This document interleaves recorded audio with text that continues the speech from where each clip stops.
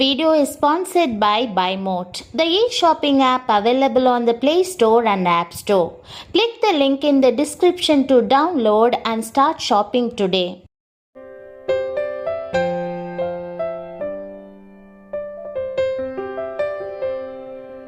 இன்று நாம் தியானிக்க போகின்ற வசனம் நீதிமொழிகள் 27ஆம் அதிகாரம் 21ஆம் வசனம். வெள்ளிக்கு குகையும் பொன்னுக்கு புடமும் சோதனை, மனுஷனுக்கு அவனுக்கு உண்டாகும் புகழ்ச்சியே சோதனை.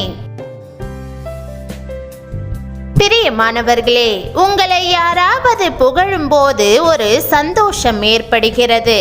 அதே நேரத்தில் புகழ்ச்சியையே நாடி ஓடிக்கொண்டிருந்தால் அது முடிவில் கண்ணியாக வந்து சேரும். இன்று வஞ்சகமான புகழ்ச்சிகளும் முகஸ்துதிகளும் எங்கும் மலிந்து கிடக்கின்றன. அரசியல் கட்சிகள் தங்களுடைய தலைவர்களை புகழ்ந்து போற்றி அதன் மூலமாக கட்சியை வளர்க்கிறார்கள். கொஞ்ச நாட்களில் பார்த்தால் யாரை அவர்கள் வானலாவாக புகழ்ந்தார்களோ அவர்களை பாதாளம் வரைக்கும் தள்ளி மிதித்து அவதூறாக பேசுவார்கள். இன்று புகழ்கிறவாய் நாளைக்கு பழிக்கவும் கூடும் என்பதை மறந்து போக வேண்டாம். ஆவிக்குரிய உலகிலும் கூட அநேகர் புகழ்ச்சியை விரும்பி தங்களை அதிகமாக விளம்பரம் செய்து கொள்கிறதை காணலாம். தங்களுக்கு ஆவியின் வரங்களும் வல்லமையும் இருப்பது போல காண்பிப்பார்கள். தங்களை புகழ்பாட பலரை ஏற்படுத்துவார்கள். தங்களுடைய புகைப்படங்கள் எப்போதும் பத்திரிகையிலே வந்து கொண்டே இருக்க வேண்டுமென்று விரும்புவார்கள்.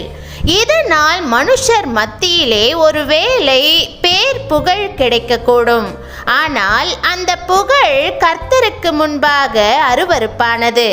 வேதம் சொல்லுகிறது, தற்புகழை நாடுவதும் புகழல்ல. தன் ஆவியை அடக்காத மனுஷன் மதிலிடிந்த பாழான பட்டணம் போல் இருக்கிறான். எல்லா மனுஷரும் உங்களை குறித்து புகழ்ச்சியாய் பேசும்போது உங்களுக்கு ஐயோ. இயேசுவை நோக்கி பாருங்கள். அவர் மனுஷ புகழ்ச்சியை ஏற்றுக்கொள்ளவில்லை. தன்னை புகழ்கிற மக்களை அடக்கி தன்னை பாதுகாத்து கொண்டார். நிக்கோதேமு இயேசுவினிடத்தில் வந்து, ரபி, நீர் தேவனிடத்திலிருந்து வந்த போதகர் என்று அறிந்திருக்கிறோம் என்று புகழ்ந்து சொன்ன உடனே அவர் மனம் மயங்கி நிக்கோதேமுக்கு கொடுக்க வேண்டிய அறிவுரையை சொல்லாமல் விட்டுவிடவில்லை. நிக்கோதேமு, நீ மறுபடியும் பிறக்க வேண்டும் என்று இயேசு வலியுறுத்தினார். ஒரு வாலிபன் இயேசுவினிடத்தில் ஓடி வந்து நல்ல போதகரே என்று அழைத்தவுடன் அந்த புகழை அவர் ஏற்றுக்கொள்ளாமல் அவனை நோக்கி, நீ என்னை நல்லவன் என்று சொல்வானேன்? தேவன் ஒருவர் தவிர நல்லவன் ஒருவரும் இல்லையே என்று பதிலளித்தார். இயேசு புகழ்ச்சியில் இருக்கும் கேடுபாடுகளை தடுப்பது குறித்து தன்னுடைய சீஷர்களுக்கு அருமையாய் உபதேசித்தார். ஊழியத்திலே முன்னேறும் போது மற்றவர்கள் பாராட்டக்கூடும். பிசாசுகள் ஓடும்போது அதை கண்டு உள்ளம் பெருமையடையக்கூடும்.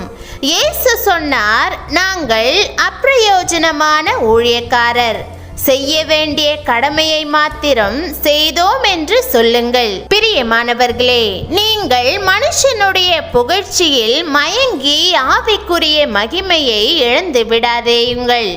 தேவ சமூகத்திலே உங்களை தாழ்த்தி பரிசுத்தத்தை காத்து கொள்ளுங்கள். சகல கனமும் துதியும் மகிமையும் கர்த்தருக்கே உரியது.